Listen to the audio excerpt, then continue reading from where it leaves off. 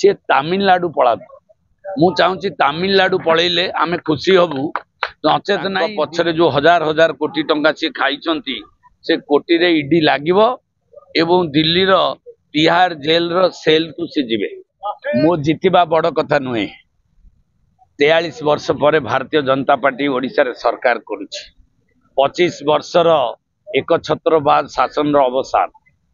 भारत रे इंग्रेज आसीथिला कही आपण मान को आउ गोटे द्वितीय स्वाधीनता आंदोलन आरंभ होता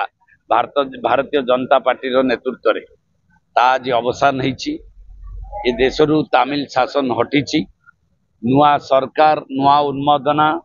नुआ उत्साह रे लोक भरिकी अछंती अपेक्षा करिसंती मोदी जी काहाकू नेतृत्व देवे दायित्व देवे आमे समस्त उत्कंठार सह अपेक्षा करछु आशा करूछु मोदी जी ओडिशार दायित्व नैछंती कहिसंती ओडिशा को भारत वर्ष रे 1 नंबर राज्य करिवा पाई तो निश्चित भाव से विश्वास आमर रही एवं ता प्रमाणित हो सारी जेतबेले जने ओडिया आदिवासी महिला भारतर राष्ट्रपति हो सारे से प्रमाणित है जे मोदी जी केते आंतरिकता आम पाई अछि से आंतरिकतार प्रतिफलन हब 12 तारिख दिन आमर मुख्यमंत्री दायित्व नेबे एवं ओडिशा गोटे नुआ ओडिशा रे परिवर्तन हब एक विकसित ओडिशा आमर लक्ष्य हब विरोधी धराशायी विरोधीर सत्ता नाही एवं जो कथा कही मु बिजु जनता दल भारतीय जनता पार्टी रो गोटे मानस पुत्र होगी जन्म नहीं सी पुणी आसिक भारतीय जनता पार्टी रे सामिल हो खाली परिवर्तन हब किछि नेतृत्व से ही लोक माने आम संगे आसबे पूरा सामिल हेबे बिजु जनता दल भारतीय जनता पार्टी रे विलीन ये है आगामी दिन पर सूचना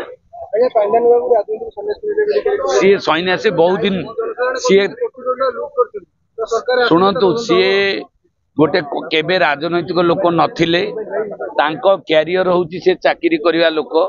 चाकरी करिया कथा भूल बाटेरे जाइथिले एबे तांको सद्बुद्धि मिलिची से सेथुरु निवृत्त रहि जाइछन एबो निवृत्त रहि जिबा दरकार छलनापूर्ण निवृत्त नुह मु राजनीति रु सन्यास नहीं कही भितर राजनीति करिवा से कथारु निवृत्त रहि जांतु मु आशा करूची से राजनीति जदि करिया को इच्छा करछन कि चाकरी तो छाड़ी सारलेनी से तमिलनाडु पड़ा मु चाहूँगी तमिलनाडु पलैले आम खुशी हबू नचेत ना दिल्ली रो मन रखी था जो दिल्ली सरकार केंद्र सरकार तांको पछरे जो हजार हजार कोटी टंका सी खाई से कोटी रे ईडी लागिवो एवं दिल्ली रो तिहार जेल रो सेल को सी जीवे।